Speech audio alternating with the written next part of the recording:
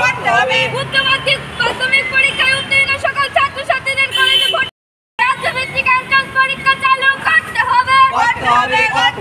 উচ্চ মাধ্যমিক করতে হবে। অবিলম্বে কেন্দ্রীয় সংস্থা এনটিএকে বাতিল ঘোষণা করতে জিন্দাবাদ জিন্দাবাদ এআইডিএসও জিন্দাবাদ জিন্দাবাদ ইনকলাব করতে হবে।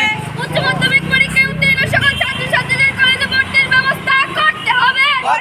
ইনকলাব জিন্দাবাদ জিন্দাবাদ এআইডিএসও যে নিট পরীক্ষার ফলাফল যে ঘোষণা হয়েছে তাতে ব্যাপক দুর্নীতি হয়েছে। সারা দেশ এই দুর্নীতির বিরুদ্ধে আন্দোলনে উত্থাল।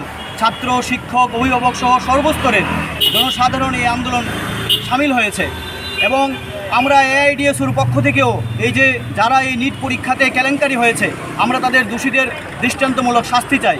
সর্বভারতীয় কমিটির পক্ষ থেকে গত 10ই জুন আমরা প্রত্যেকটি রাজ্যের মাননীয় রাজ্যপাল কর্তৃক দেশের মাননীয় রাষ্ট্রপতির নিকট আমরা মেমোরেন্ডাম সাবমিট করেছিলাম।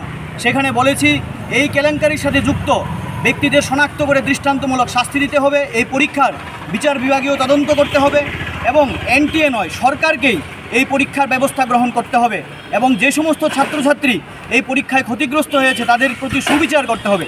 এই দাবিতেই আমরা আগামী 19 জুন আমরা এআইডিএসও ফেসবুক পেজে সর্বভারতীয় কমিটির একটা সিগনেচার এআইডিএসওর অনলাইন সিগনেচার পেজে আমরা এই 4টা দাবি নিয়ে মাননীয় রাষ্ট্রপতির নিকট আমরা একটি পিটিশন সাবমিট করছি।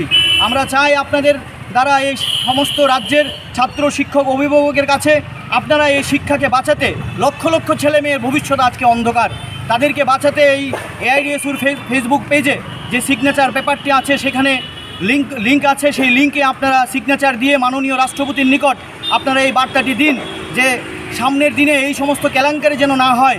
তার দাবিতেই আমাদের আজকের এই বিক্ষোভ। তার পাশাপাশি আমরা উচ্চ মাধ্যমিক উত্তীর্ণ সকল ছাত্রছাত্রীকে কলেজে ভর্তির যেন সুব্যবস্থা করা হয় এই দাবিতে আমরা বিক্ষোভ দেখাচ্ছি।